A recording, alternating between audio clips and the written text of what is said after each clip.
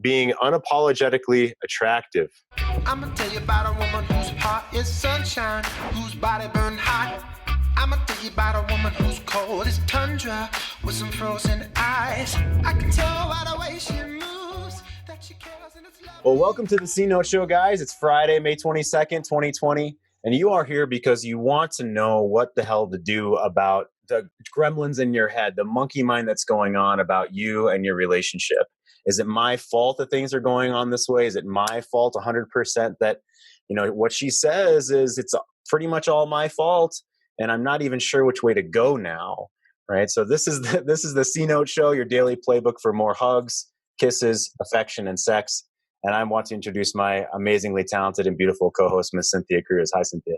Oh, hi, good morning, and happy Friday. It's an incredible, wonderful experience for me to sit here with all of you. So thank you so much for having me and for being here. Yeah, thank you very much, Cynthia. Happy Friday. And I was talking with one of our regulars who's on right now, Kent, about Minnesota. And that reminds me, I could really go for some pie right about now. I wonder who else could have some American pie right about now. Mom, home.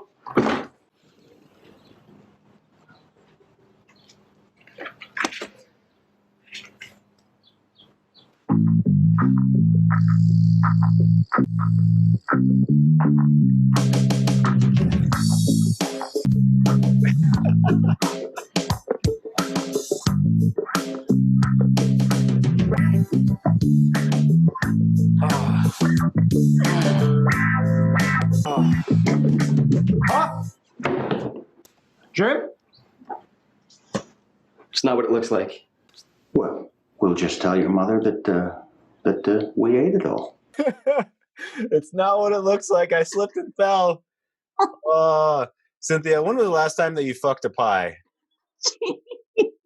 Not, it wasn't that long ago. It was a blueberry, though. I caught you last week. I mean, I didn't want to bring it up on the show, but that same music was playing too. It's such a coincidence. Great. Yeah, Andy, that's what I was going to do. So thank you, Cynthia. Andy said exactly what I was about to say, which was that dad is awesome. That dad is the man. He is the man. Because Jim, right, the kid is going to remember this for the rest of his damn life. And he's going to remember, yeah, dad covered for me. Dad helped me out there. I don't have to be embarrassed for the rest of my absolute life. And, sometimes when we get caught with things, it's really embarrassing, even though maybe we shouldn't be, because our theme of this week is being unapologetically attractive. How do we be unapologetically attractive as a man? And part of that is we don't always have to apologize for things that we enjoy. Kind of like in this clip from Spaceballs, 1987. Here we go.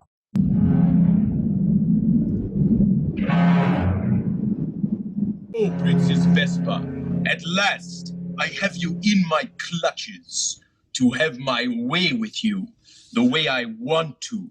No, please leave me alone. No, you are mine. Not so fast, Helmet. Lone Star. Yes, it's me. I'm here to save my girlfriend. Hi, honey. Now you are going to die. Psst. Oh!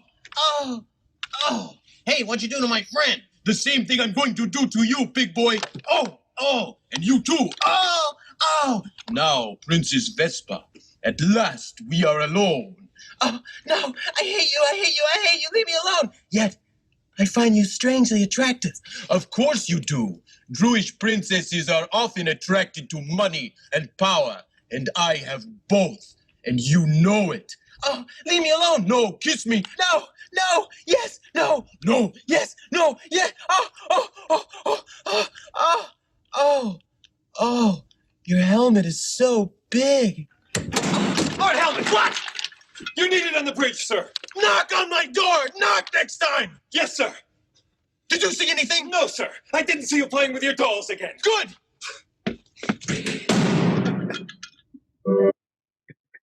Oh, my goodness.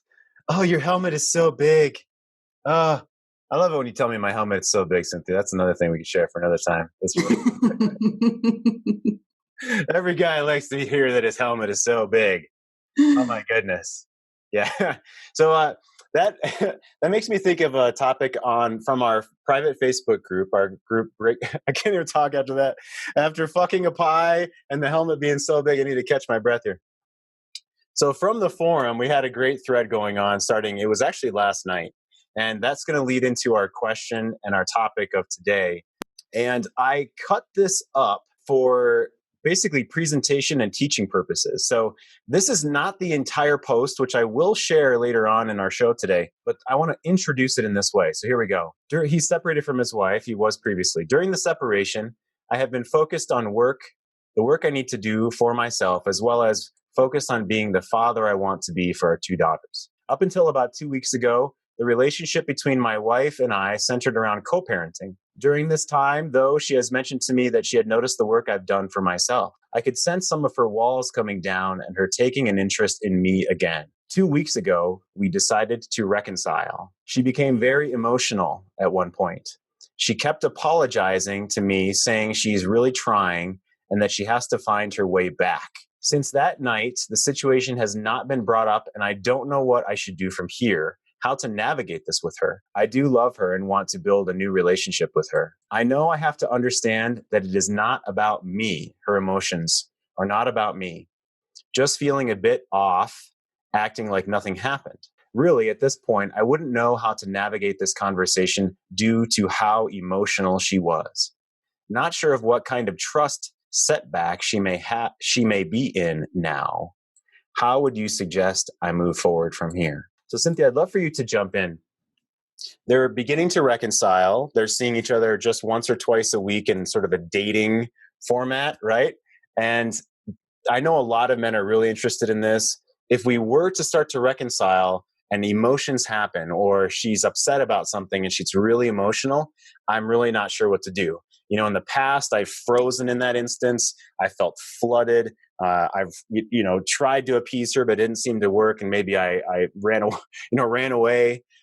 So, what can this man understand in the context of what I put here, Cynthia, of her being very emotional, and he said she kept apologizing to me, saying she's really trying, and that she has to find her way back. How would you suggest I move forward from here? Please, Cynthia, jump in. Well, I would say to this man that her flooding of emotion is actually a really wonderful thing. He is obviously creating the polarity with her where he's really standing in his masculine because she feels that she can allow this emotion to come up. She can be more feminine. And there is like all that stuff, all that pain, all that hurt, all that stress that was built up in the relationship before that she was just holding on to. And now it's this release. And, I've even shared with Jeff that, part of me has grown up thinking that to be strong, trustworthy, I really need to have a good handle on my emotions and to not be like the ocean and not be overly emotional. And when Jeff has ever turned to me and said, I want your ocean. I want your water. I want your emotions. It was the most healing thing to me to know that that was okay. And it allowed me to feel closer to him, to be in greater intimacy with him. And so it wasn't me just trying to hold back and protect the space. I could really move into that relationship with him. Oh, I love that. It's a theme definitely that I take some quotes. I type some quotes as you're talking, and what you just started to say. When I said I want your emotions, I want your ocean. This made me feel greater intimacy and closeness in relationship with him. Yeah, is there anything you'd like to add on to the end of this, Cynthia? So from there, then, what should this man do to understand how to move forward with her? So if she gets emotional again, so should he bring it up? And if she starts to get emotional in the same way, what's the best way that he can foster that? Now, as a man, you've seen this tool, you've seen the feedback from professional coach Miss Cynthia Cruz from the feminine perspective on she wants a man to say, I want your ocean. Bring your emotions. That's what I'm here to be with you in relationship. And so you know that now that you've watched this show. So how can he do that? What does he need to be aware of within himself before even seeing her again at this point? To be aware of his own solidity, and that emotion is not, it doesn't mean that there's anything wrong. It actually means that there's everything right being expressed. And for him to offer and say, hey, the other night you had a great, ocean of emotion come up, and I would love to know more about that. What would you like me to understand? And she may even not have the perfect words for that. She might not be able to define that, but to say, like, I welcome this in you. I welcome you sharing. And even the emotions that seem out of your control, there's no need to apologize. I want to hold space for that.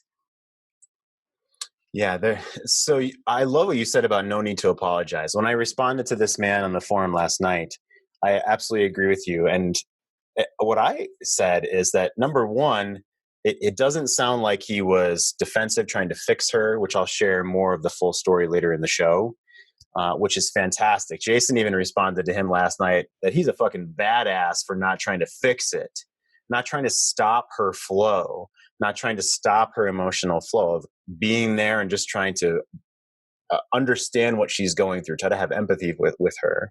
That's absolutely the first step. So I love that, Cynthia. I want to share a quote, but I want to honor our men here as well. Yeah. so Todd, who's on our show, is commenting about my hair today. Yeah. I called about a haircut appointment yesterday, and we're a week and a half out for the places I normally go to get my haircut. And I talked to my son, my 16-year-old, like, hey, you might need to cut my hair. He's like, I don't know if I want to cut your hair, Dad. Like, dude, it doesn't matter. Just fucking cut it up. So today, instead of trying to spike it up again, it's like, I had an erection before. Now I'm relaxed. I'm relaxed on a Friday today. Yeah. So I want to honor some of our men here. And then I have a quote from Marcus Aurelius. And I also have Brene Brown, another amazing Brene Brown spot today.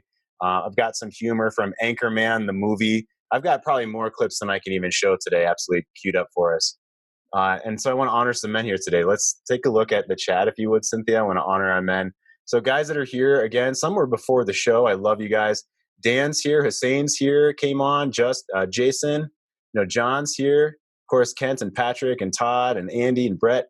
Randy's here again. Rob, love you guys. Fantastic. Hussein. Harry's here. I try to get everyone's name if I can. And we've had an average of going on 20 people on our show here for the past 2 weeks. Prior to that, it was about 15 people live for the previous 3 weeks. And so the numbers are going up and up and up. And I'm, it's happy to see that. And you guys are our core regulars. Kent does promotional materials, and I'm ordering from him mugs for the C-Note show and for our brand. And so you guys that are on here now, all you that know that you're regulars, I hope and I would like, please, to request that you privately chat Cynthia or email Cynthia and let her know your physical mailing address, because we're going to send you free our mugs that, I'm spending quite a bit of money on, which I'm happy to do.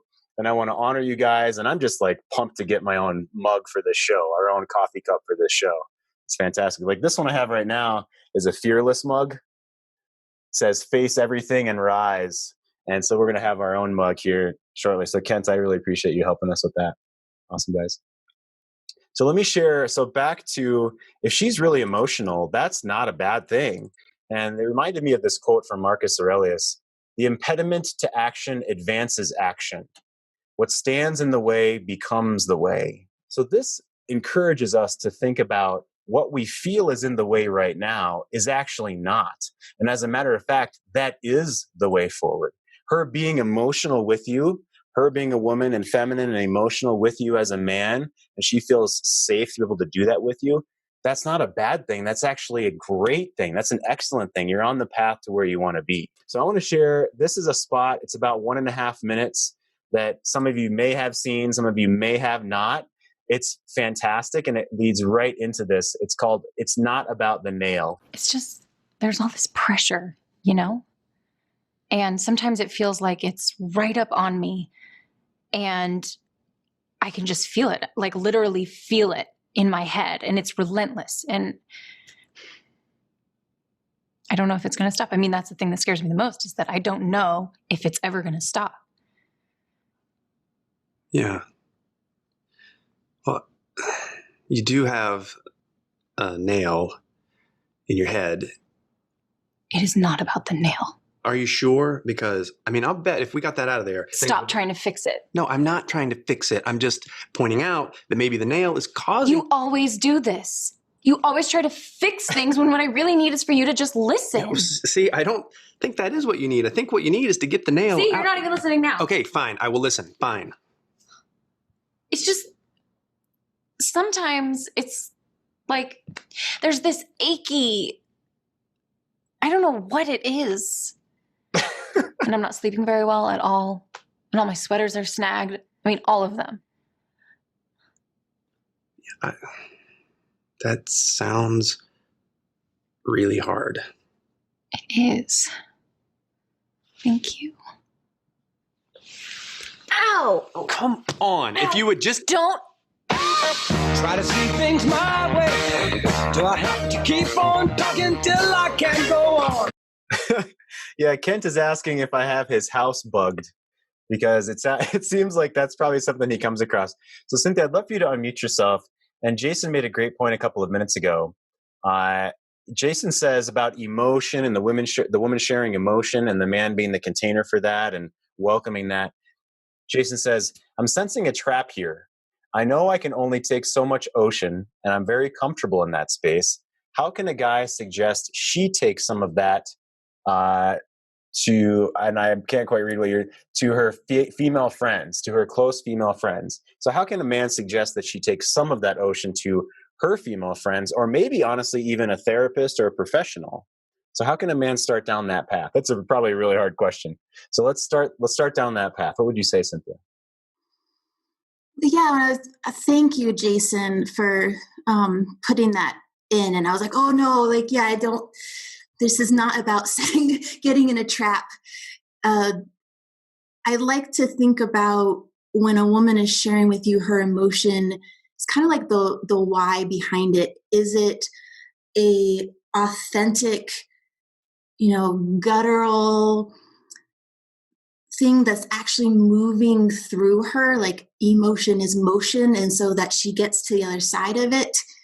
Or is it something that she's feeling and doesn't know how to process and gets kind of stuck?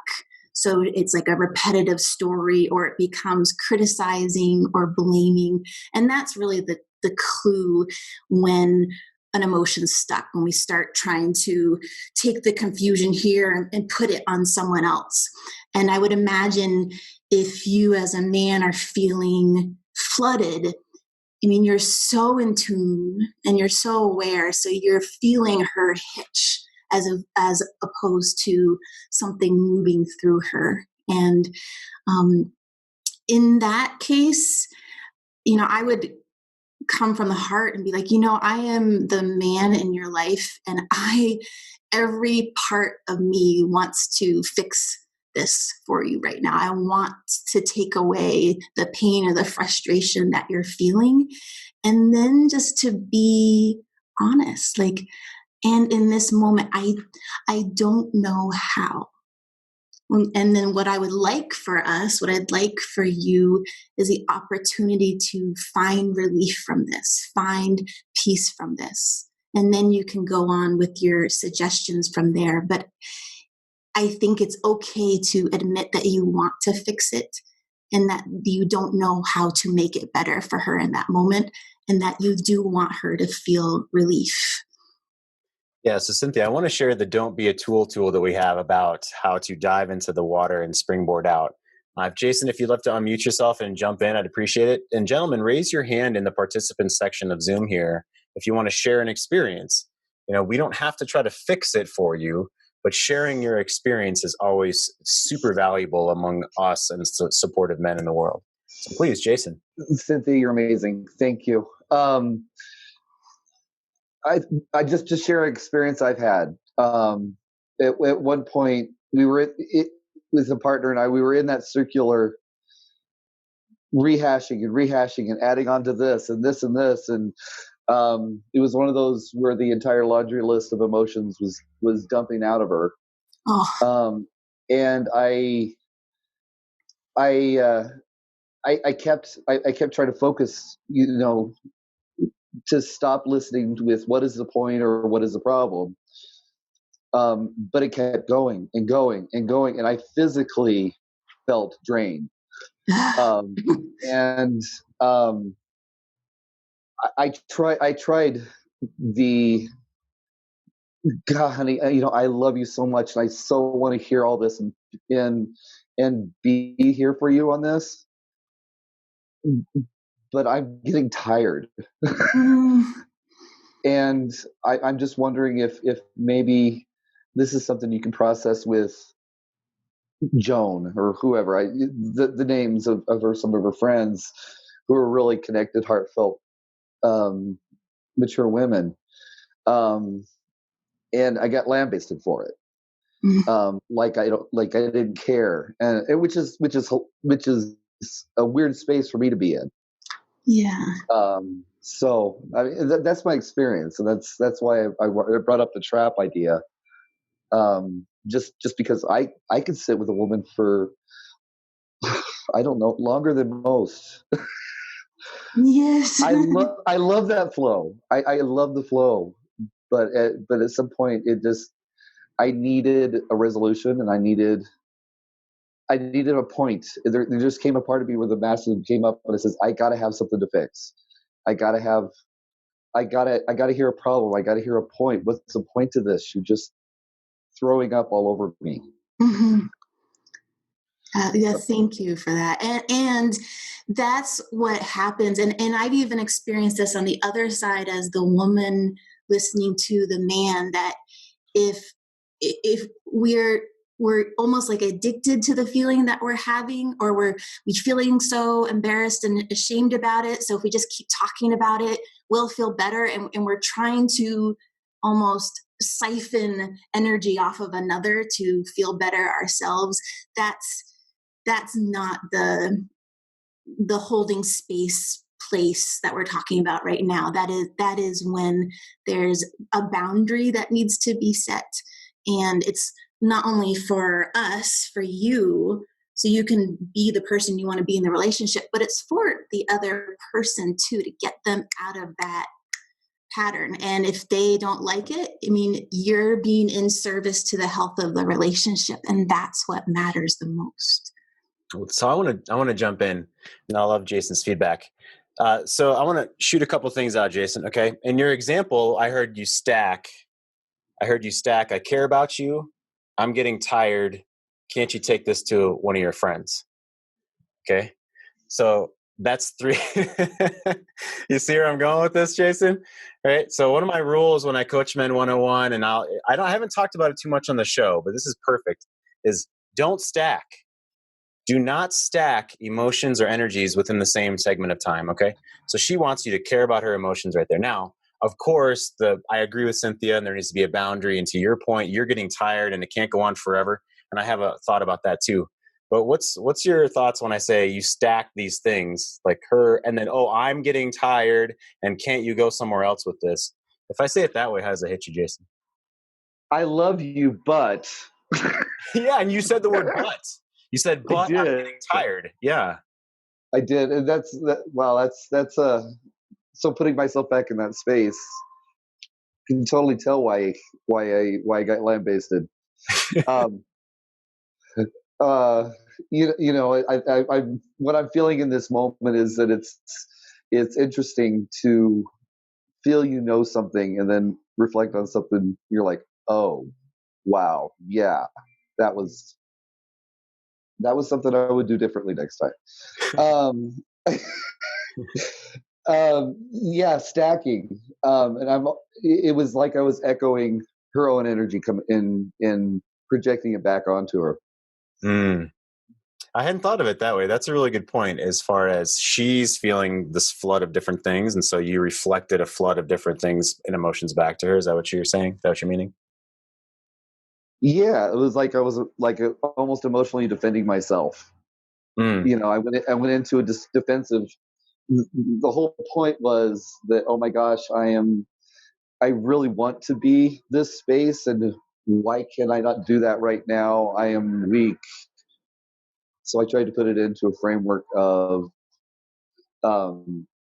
this is you coming at me with so much, Yeah. Yeah. right? Yeah, Maybe, yeah. exactly. Yeah. So I'm going to jump in there. I'm going to go ahead and mute you real fast. I'm going to jump in there. So we can look at, of course, so that's a positive thing that she's sharing with us, right? And we can end that, we can frame that. And I want to go back to the tool, the don't be a tool. And I also want to share, I prepared a couple of quotes today, and I thought it was really honoring of me to pull up a screenshot, a picture of the front of the book or the TED Talk or some of the more informative clips that I show. I haven't been doing this with movie clips, right? But with No More Mr. Nice Guy by Robert Glover, the picture on the left is what I've seen as a book, as it looked like. And the picture on the right is what it looks like in my Audible. And so in my Kindle, I should say. And so within this quote, in an attempt to cope with the uncertainty of their chaotic childhood, nice guys develop a belief system that if they could just do everything right, then everything would go right in their lives. And that was a bit of what Jason was saying, is he almost got defensive. And I have a little bit more of the quote here. Jason almost got defensive that he's like not doing it right. And instead of seeing, hey, this is right, me being here for her. Yeah, okay, I may need to set a frame, and I'm going to share Robert Glover's frame, how he sets a frame in his next book. I'm going to share that with you in a second. But this is right. So I don't need to assume I'm doing it wrong. Okay, so after this quote I just read, Dr. Glover says, sometimes these men also develop belief systems that their childhood was ideal and problem-free, which is the opposite of reality, in order to cope with their abandonment experiences. So basically he goes into, we have to question where we got our belief system from. Why do I believe that I'm doing it wrong? What information do I have that says that I'm doing it wrong? Right? Okay, and then there's a breaking free activity. This is in chapter 7. So breaking free activity number 17 in his book is where he goes from there. So Cynthia, where do you think that men, and I'm going to ask a little bit more of a philosophical question, a little bit more of a cultural question here. In your opinion, as a woman, where do you think men get the idea that they're doing it wrong, or that setting a frame is wrong, and that women shame them for trying to set a frame or trying to be masculine or trying to share with them, to your point, that I don't know how to do this perfectly?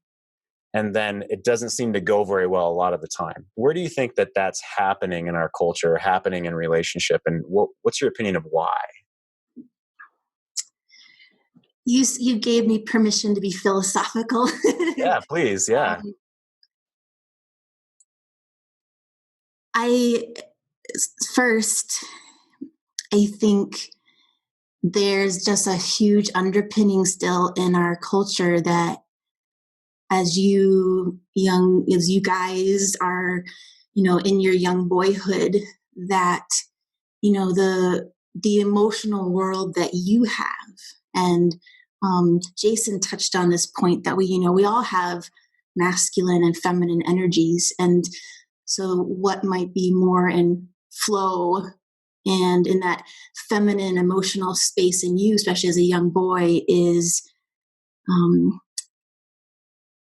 we don't have a lot of ways of talking about that with our young boys. And I think, even from those first years in school, guys have, most of their teachers are women. And I've seen, being in the teacher world, I've seen how you might be expressing your emotional place is reprimanded and seen as out of control. And why can't you just fix it? So I think there's that part going on. And then, there's this incredible grounding energy of you being protectors, providers, the man on the white horse. And I think a lot of women, number one, expect that. And then if they don't feel heard or seen, they don't have the skills to recognize what they need to do for themselves. And so it's like blame, shame. And I just lost my train of thought on that. Well, yeah, let me jump in for a second. So the blame, shame, our culture has shifted a ton. And yeah, we're raised by a lot of women, and men that have done any of this searching agree with you completely. And I have a Brene Brown quote I wanted to bring in a couple of minutes. So the blame and the shame, why do you think it is that they go over to the blame and the shame? And how can a man set a boundary around that, or start to stand up for himself in a way that's connected and unapologetically attractive? That's our theme. So how can he set a boundary if she starts to move in with blame and shame? Well, she's blaming and shaming because in women's world, when women are with each other, it's much more of like, yes, I get to flood and be the ocean, and you're the other woman and you get to flood and be the ocean. So there's a lot of like, why is my man not doing this for me? So setting the boundary is a lot to do with, in your masculine frame, you are different than a woman, and you are there to move the space of your relationship forward. You're not there just to be in the ocean with her. And so stating that and having that be a regular part of your conversations is really important. Okay, so I'm going to shoot this out. So, I don't want to be the container for your ocean all the time. You need to take that to your girlfriends, and because I just can't take all this. I'm a man, and I'm going to set the container for you, but that's just too much. And I'm going to bring this up on the regular in our conversations, just so you know. Give me feedback on that, Cynthia. So it's using like the tools, like the don't be a tool to say, hey, though, this is what I'm experiencing and this is what I want for us. And this is what I need for our relationship. Yeah, awesome. So I shot one at you there. So here's our don't be a tool. You can certainly take a screenshot of this. This is within the file section of our private Facebook group now, our Great Men Move Mountains private Facebook group. If you want to be invited in there, go to our website, greatmenmovemountains.com/cnote. And that where you can find information about this show. And underneath that, request access to our Facebook group, our private group, which we have to invite you in personally. Or you can ask a question and we can respond to you that way. So this I put into our file section actually yesterday. I modified it a little bit. So guys, you haven't seen this exact format here, because within where it says, I can't grab it. Actually, I can annotate this because this is a PDF I put on here. All right. So within the bracket sections, I modified this literally last night. Okay. I wanted to make it a little bit more applicable and better. As we do on this show, we're advancing our work constantly on the show and bringing that to you live. So what you're seeing is cutting edge stuff. We've been doing this professionally for 4 years, Cynthia and I have, as professional men's coaches, especially when she says, I love you, but I'm not in love with you, or you're afraid of divorce, or she starts to really do things that are outside the box and you're not feeling connection and intimacy like you have been. That's what Cynthia and I do professionally full time, and we have for 4 years. Okay, so the don't be a tool, you want to preface. So say, I've been thinking about something that's important to me. I'll bet you think that a part of me is, let's see, I bet you think a part of me doesn't know how to handle your flood of emotions when that happens. And it's an obvious emotion that she already probably picked up on. She's already seen that in your face, guys, right? So I'll bet you think a part of me doesn't know how to handle those emotions. And you're right. A part of me doesn't know how to handle those. Okay? And then number 3, my fear and vulnerability. And a part of me is a little embarrassed because I want to be a strong man for you, because I want to connect with you. And number 4, positive vision. This is important to me because I would like for us to, like I said, connect. I would love for the intimacy between us to only grow. All right. So back to our opening question. And they're reconciling now, and she's being very emotional. So what I would like, I'll bet you think that a part of me doesn't know what to say when you're really emotional. And that's true. A part of me doesn't know what to say. And another part of me really wants to be able to connect with you. And I'm so encouraged that you're opening up this femininity to me, and you're being open and honest with me. I love that, because what I would like is for us to only grow closer together over time. And then you ask her a question. Here we go. So number 5, please help me understand. And then you choose one at a time. You choose one at a time, and then you stop talking. Right? You don't fire questions off. So you might want to start with the first one here. What more do you want me to know about that? And then you shut up. You metaphorically put your hand, and you wait. You wait as long as it takes. Maybe she thinks for a full minute. Maybe she thinks for 5 minutes. Right, Cynthia? That never happens with you. Maybe she thinks for 5 full minutes. Go ahead, jump in. Unmute yourself. Yeah. You never think for like 5 full minutes, and I'm not ever just sitting there waiting and being present for you for 5 full minutes, right? That never happens with a woman. Sometimes the emotional processing going on inside, there's a lot of layers to dive into before words come. And by the way, guys, I want you to see that I'm having fun with this with her in an appropriate time. Cynthia's my fiance, for those of you that don't know this. So we work professionally together, and we're in personal relationship together. So right now, we're in a fun moment where I can kind of joke about this, and that's totally cool. When I'm sitting in front of her, I don't make a joke about it. All right. I'm present with her. I really feel from my guts and from my heart and from my legs and from my crotch in that moment with her. Now, I definitely have monkey mind that happens. Like, holy shit, how long is she going to sit and think about this while I'm breathing? Okay. Is she still thinking? What is she thinking about right now? Is she wanting me to jump in here? And so those thoughts go through my mind, and I know that, no, none of that's, what do I know to be true? What do I know to be true? I've asked her a question. What more do you want me to know about that? She obviously heard me and understood me. And so now my job, I've hit the tennis ball across the net.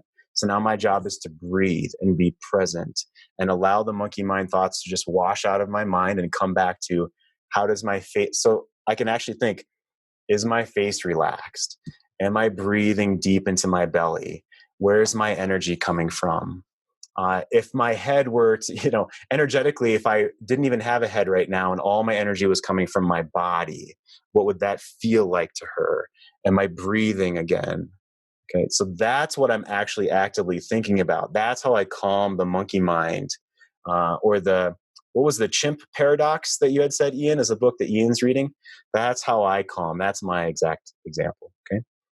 So real quick, I want to share this one more time. Then, Cynthia, I'd love for you to please read the chat and honor some of our men. And I'm going to share this 3-minute spot from Brene Brown that I found, I found an amazing site, and I'll share that in a minute, that has some multiple, probably at least a dozen or 15 different Brene Brown spots. I'm going to share one of those here in a few minutes. So another question. So let's say she responds and you're there with her. What were you wanting in that moment? Now, this is a vulnerable question. This is diving down in the bottom of the ocean. It's basically tacitly admitting that we don't know what she wanted. Okay, and this is what you said, Cynthia. It's okay to not know. That's the diving down, and we're gonna springboard back up with the positive vision. Okay, and this is what Jason is talking about. How do I not get stuck in the bottom of the ocean? How do I springboard back? So asking, what were you wanting in that moment, gives her space to share deeper with you, gives her space to tell you. And if she says, I don't know, I'm not sure, that's okay right now. That's okay right now. So let's ask her one more question. And let's ask her basically the final question in this tool. What else would you like me to know about that? Right? Now, as a man, I'm thinking, I just asked her what she's wanting in that moment, and she didn't know. And now I'm asking, what else would you like me to know about that? That's not a very logical progression of questions. So Cynthia, if you're saying, well, I don't know what I wanted in that moment, and then I ask, what else would you like me to know about that? How does that come across to you? Does that sound like the same question, or does that help you open up more? Please. That's a wonderful question. I think it could even be saying, "Hey, is there anything else you would like me to know?"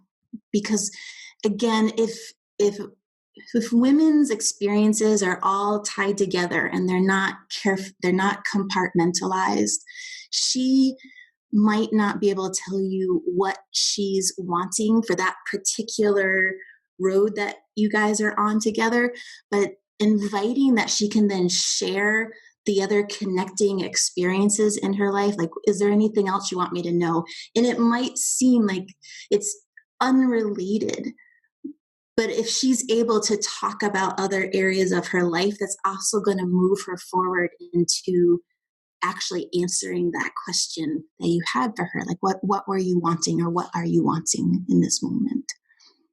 That can help lead her. So good. I'm gonna play another role here. It's like, yeah, that's all great, guys, but I don't even have a chance to talk with her right now. We just separated, or she kind of seems like she hates me. She said she wants space, and she basically told me she doesn't want anything to do with me. And I've learned I'm being, as Steve Horseman would say, the hummingbird husband. I'm asking too many questions. So I'm really trying to stay away from that, or she's not interested in having a conversation with me. So Jason in the chat, and I'll save your last name for now, a different Jason. I'd love for you to jump in after I share the Brene Brown clip with what you're talking about. How do you show you're open to connect when she barely interacts? My wife is square in the space of abandonment issues and has ejected from our family's life.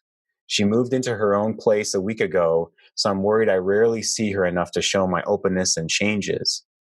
And so if she's square in the space of abandonment issues, I'm sure there's a lot of shame going on. And that's the topic of this Brene Brown clip that I found. First time I've ever seen this. I found this last night. I want to honor the clip with a screenshot here. So it's from The Work of the People on Shame and Vulnerability. And here's the site that I'm going to put into chat. And so this is a benefit that you get for being on the show live. You can talk about individual and collective holding of vulnerability without talking about shame. Even in grief, people say don't wallow. And so the shame, the shame is this like universal human emotion that we all experience that tells us that we're not good enough and that we're not worthy of love and belonging, things that we're hardwired to experience. Where there's no love, where there's no belonging, there's suffering always. And so shame is this extremely effective emotion that says you're not good enough. And so one of the things, if we want to help people learn how to embrace vulnerability, we cannot do that without visiting shame and talking to people about what are the messages and expectations about being vulnerable that are stopping you. For me, I'm fifth generation Texan, very German American. There were just very unspoken messages in my family growing up. We don't get sick, we don't miss work.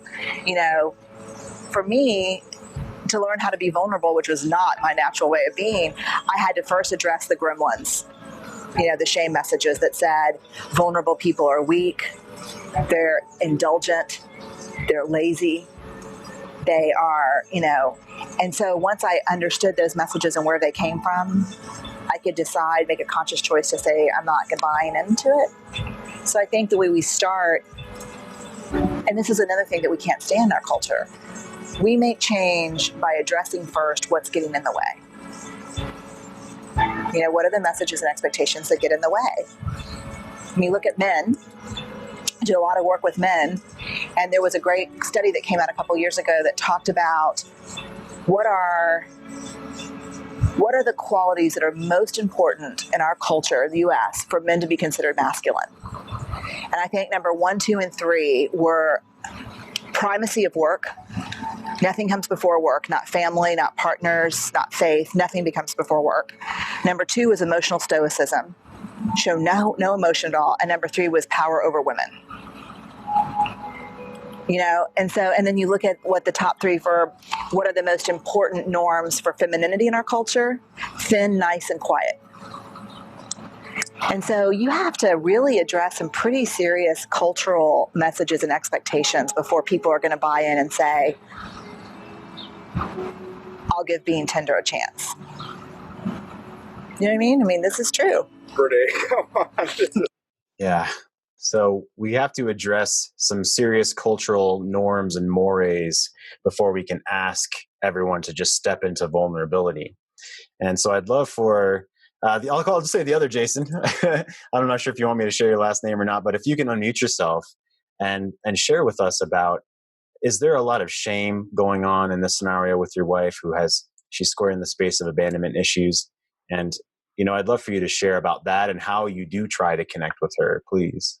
Yeah, thanks, Jeff. So sorry, I'm chasing kids around here today in my basement office. So you're good. Go for it. Yeah, on the video right now. But so the backstory of her life, which I knew, but we never really addressed and never really talked about, and that I think is now the cornerstone of the separation that's going on 10, 11 weeks now, is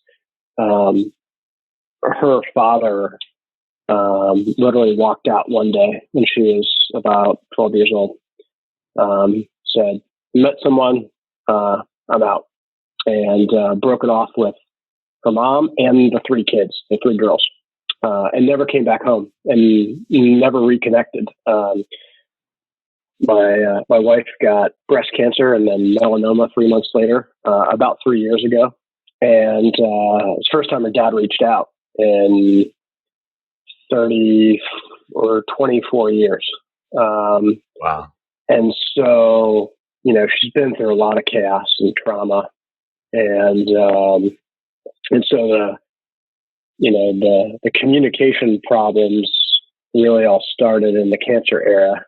And I think that the chaos of the childhood has, led to that abandonment, and that avoidance. I don't know how to talk about it. I don't know how to share about it. I don't know how to address it. And so I'm going to run from it or park it or pack it up in a box and, put it away.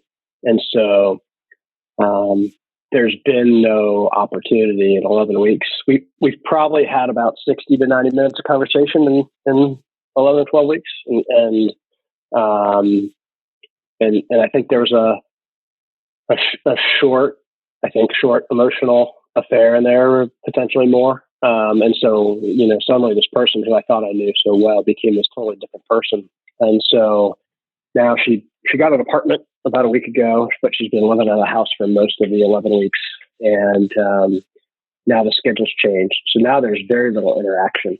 And so the question is, how do you start to or try to reconnect with the woman that you love without being a hummingbird, and show you care and show that you want to be there if she wants to share when the opportunities are scarce, or she's less angry and less avoidant than she was in the first 11 weeks. But trying to create an opportunity to talk would probably not be a good idea yet. And so I guess just feedback on kind of how to approach that situation and create a conversation. I know it's not a quick fix, but there's zero fix yet. Yeah, thank you, Jason. First of all, I honor your experience and thank you for being vulnerable with us here and honest with us here. I cherish that. I don't take that lightly. So thank you so much. I definitely have some thoughts, and this could be a really long conversation. So I want to zoom in on what you had asked of how can I create opportunities for connection? And underlying that is sort of a unspoken question of, is that even appropriate right now? Right. Right. Yeah. So Cynthia, what are your thoughts for Jason, please?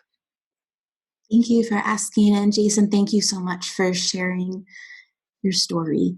I'm curious, I know your wife has moved into an apartment. What has she asked from you? What is what has she wanted from you? Verbally has not asked anything. Physically, most of those 11 weeks, I was working. She was staying at my parents' condo because they were stuck in Florida with this whole COVID thing. So I was working there and she was watching the kids. And so our interactions daily were she showed up at 8:30. She walked in, I walked out. And when I walked in at 5:30, she had her bags on her shoulders and would walk out. Because in the early days of that situation, before I found, you guys and these groups, I was needy and begging and emotional. And so she had decided, I'm going to put my walls up even higher and I'm not going to engage in these conversations anymore. And so the verbal connection went to zero. Yeah. So I would imagine, I love that that things take time. And I would think that there's a first step you can take. The second step will be to invite in conversations, invite in her verbally sharing with you what is she wanting. Will she actually say, I want my space? Because that may just be how she's physically acted. Has just been kind of a shutdown response, and it may not be the truest reflection of what she's wanting.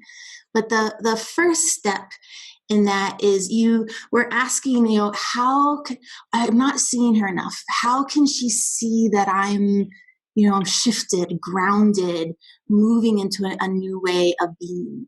And I would offer your first step right now is to take healthy space for yourself. And how is your life improving right now because of the work you're doing? What is important to you? What are you wanting? What lights you up? And I know that's something that a lot of men's groups talk about. I also want to offer that your energetic shift of that, where you're not trying to show her something or invite her something, you're just being you in your space.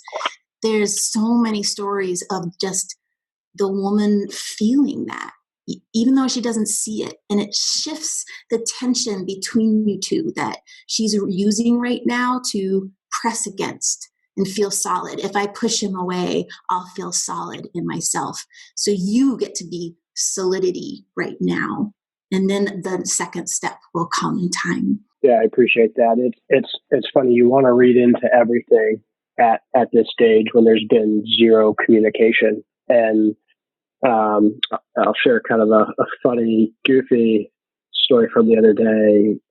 Our son had an infected knee from an injury on a dirt bike, and so I had to run to urgent care, and so she was running home to watch this 7-year-old, and so she said, I said, yeah, his knee's really inflamed, and I got to take him to urgent care to get checked out. And she said, how big is it? Send me a picture. And then her next one was of his leg. And I said, what do you think I was going to send you a picture of? And she responded, I don't know, laugh out loud. And it was like the first positive interaction in almost 3 months. And I was trying to channel your guys' principles and structure, and don't get excited about that. Don't let it feed anything. Don't respond to it. And I didn't, but is it that small of a different nuance change in the communication that matters, or is that just really? Did you hear what Cynthia did? Did you hear her sounds that she made? Yeah. I think that's huge. And we talk so much on this show about, okay, we have the energy of things, and then what are pragmatics? And Jeff takes that and let's give you tools and steps, but don't underestimate the power of energetic shift. And everything in my body when you shared that was like, oh, that's a really wonderful sign. And I don't know the future. I don't know, how your relationship will unfold with her. And even if you guys end up being co-parents together, that kind of where she's opened up and allowed you in, that's just going to be so much more successful, fulfilling, positive for all of you and your family. Good. So maybe there's more coming, but I won't look for it, ask for it, or need it. Oh yeah. So Jason, I want to jump in before I let you go. Thank you, Cynthia. That was fantastic. I'm going to take 10 seconds to honor the men who may not be able to stay past the hour. It's almost noon here, Mountain Time. The show is really going to go up to about 75 minutes most days. So thank you guys. If you have to jump away, that's fine. I've got a Simon Sinek video here I want to show in a couple of minutes as well. And I've got a funny clip from Anchorman that I want to show too. So Jason, I'm going to share a little vulnerably, right? So I separated and then ultimately was divorced from 2015. So separated in 2015. And she was raised in literally a cult. Okay. The Worldwide Church of God is what it was called. And I was told, I didn't actually do a lot of research into it, but I believed what she said, which was it was in the top 5 cults in the country or something when she was a kid. Everything from, women wear dresses and no makeup, like Mary Magdalene kind of stuff, until she was about 12 or 13. And then the church fragmented. Her parents basically really did not treat her or her brothers well at all. They were kind of show things and to show off to neighbors and things. And then when they came home behind closed doors, they were not treated really even as children. They were segregated during dinners and all these terrible things basically. And so my ex had a lot of trauma in her past, and that, pushed her toward having an avoidant attachment style and all these abandonment issues you're talking about with your spouse, with your wife, separated wife right now, reminds me a lot of my ex. And I'm moving this into that this separation, you standing up for yourself as the man that you are now, becoming the solid, confident, compassionate man, is a model for her, is a model for what healthy relationship looks like and what you want a healthy relationship to look like and what you want to be like as a man, right? So I viscerally, personally know what it's like to feel like I'm forced into being a stronger man. And it's crazy to say that, forced into being a better man. I can look back on that time now and be incredibly grateful for the tragedy, basically, that I went through in 2015, right? I wouldn't change any of it now. And I've shared in this show, and I'm happy to be vulnerable. I did re-attract my ex, and then I decided to not be in a relationship with her. And it took about a year after that for me and us, but mostly me with my newfound skills and emotional skills and spiritual strength, to lead just to be co-parents with her. So she told me after that time that after I basically did not want to get back with her, I wanted to co-parent. She told me, I'm not interested in co-parenting with you. I'm going to do whatever I want. And, allowed our son to stay up literally all night long playing Xbox and everything else. Okay. And so I'm moving into what this is now. My son is 16. He and I have a phenomenal relationship, and she and I co-parent fairly well, which means I know what she's able and willing to do. And so I have to understand that and move forward in the way that I can. So sometimes I call it it seems like a game of chess where pieces are being taken on and off the board at any time. You're like, oh, okay, now there's this new piece on the board. Oh, now none of that matters. It's different this month. And that's something I've had to grow and become stronger and more grounded in. Instead of being mad about that, it's having compassion for her childhood, let's say, and still leading and moving forward as the man that I am and the man that I want to become, regardless of whether she and I got back together or not, or regardless of whether you get back together intimately with your wife or not. You want to be an amazing father, as I can already feel and tell, and you've said, and you want to be an amazing man, and allow that space for her to come back into a positive, healthy relationship, or not be in relationship with her at all. Right? That's where I think you want to go. Is that fair to say, Jason? Give me some feedback on that. Yeah.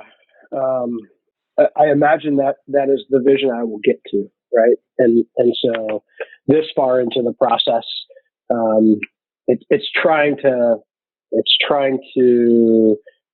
work on the steps to get to that place and understand that, the first big aha of kind of the divorce bombsters was like 2.3 or 2.4. And it's like, you can't control, the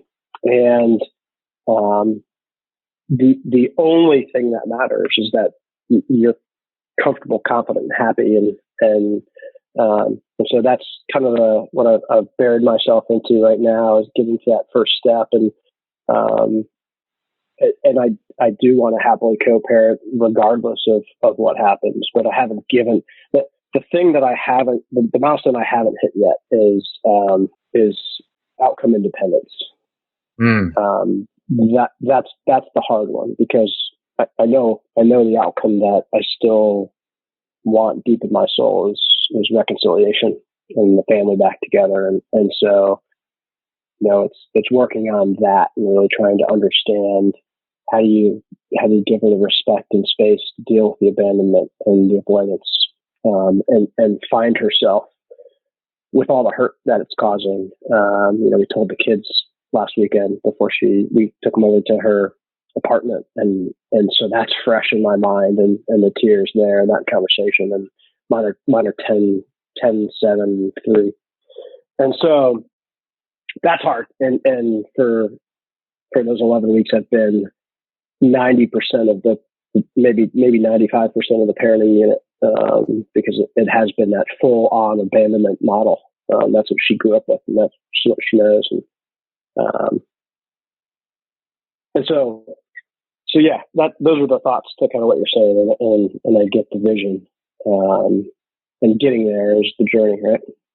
Yeah, absolutely. So I want to honor, this is incredibly fresh, incredibly new for the children, and it makes absolute sense that that's the place that you're in, Jason. Like, I would never deny that at all.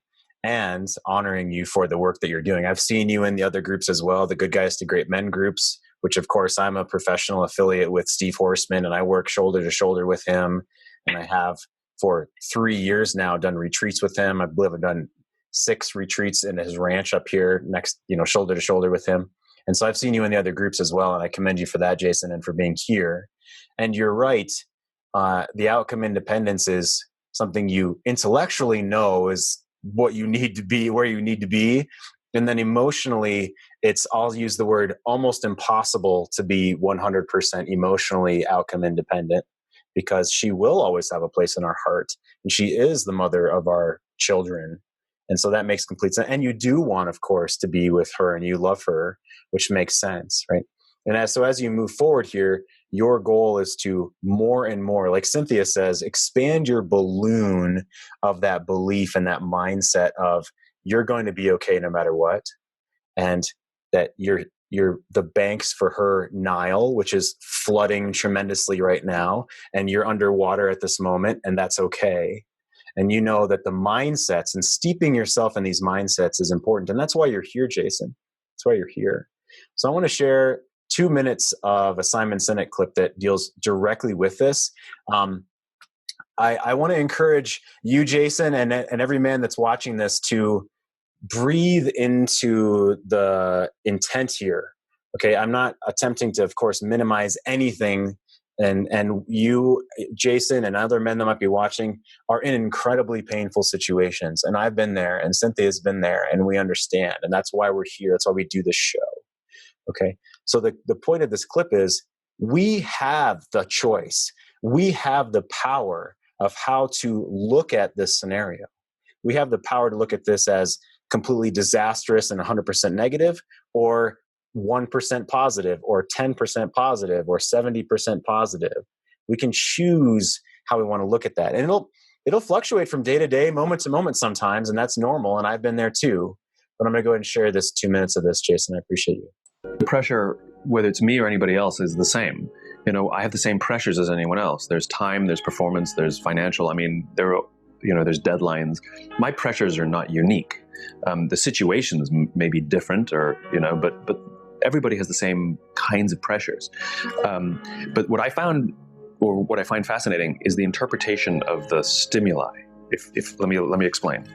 So I was watching the Olympics, this last Summer Olympics, and I was amazed at how bad the questions were that the reporters would ask all the athletes. And almost always they asked the same question, whether they were about to compete or after they competed.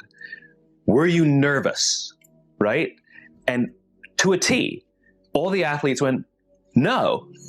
Right? And what I realized is it's not that they're not nervous, it's their interpretation of what's happening in their bodies. I mean, what happens when you're nervous, right? Your heart rate starts to go, you sort of get a little tense, you get a little sweaty, right? You have expectation of what's coming, and we interpret that as, I'm nervous. Now, what's the interpretation of excited? Your heart rate starts to go, you're anticipating what's coming, right? You get a little sort of like tense. It's all the same thing. It's the same stimuli, except these athletes, these Olympic quality athletes have learned to interpret the stimuli that the rest of us would say is nervous as excited. They all say the same thing. No, I'm not nervous. I'm excited.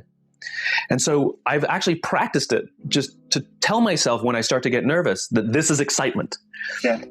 And so I used to speak in front of a large audience and somebody would say, how do you feel? I used to say, a little nervous.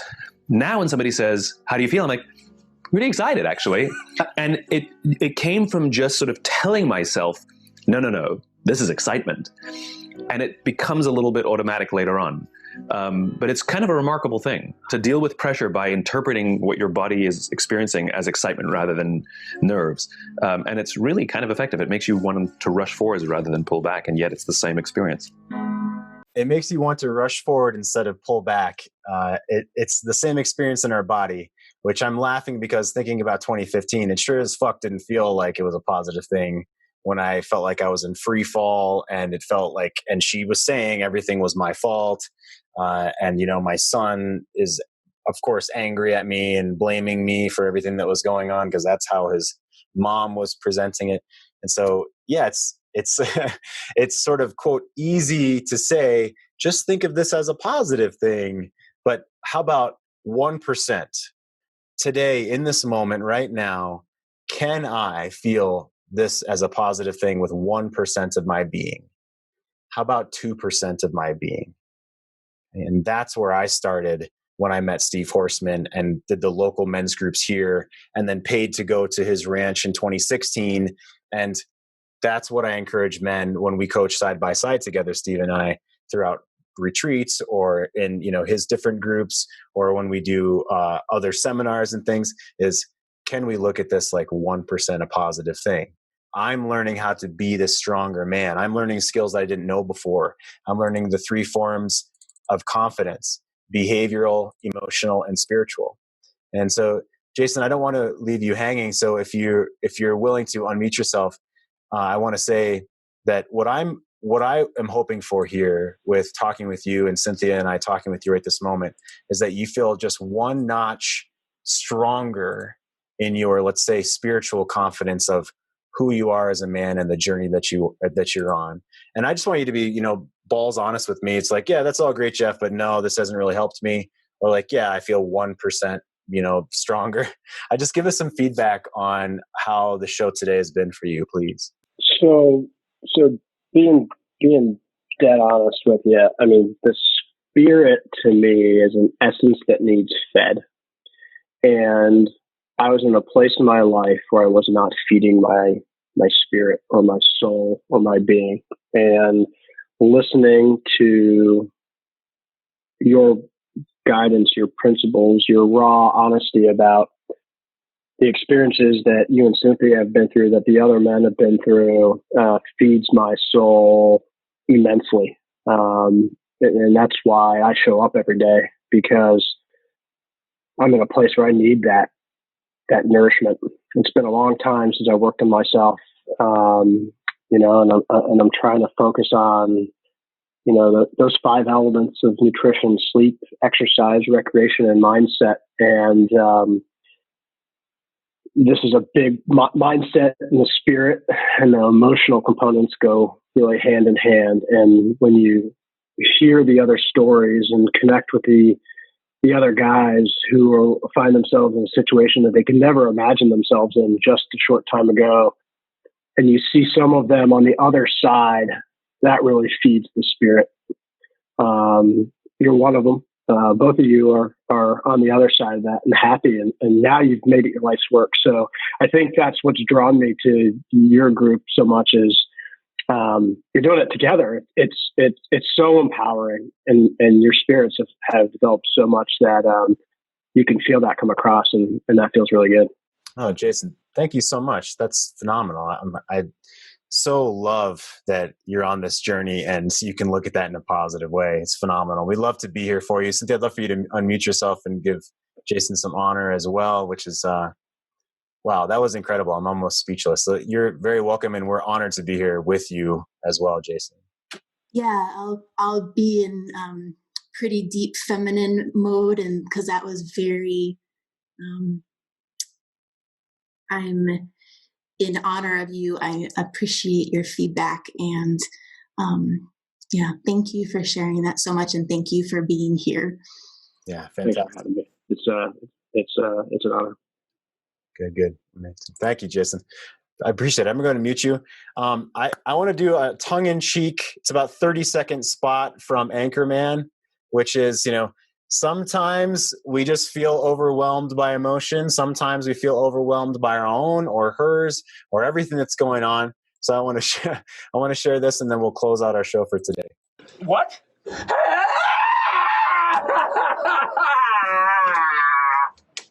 I didn't understand a one word you said. Ron, are you okay? Ron.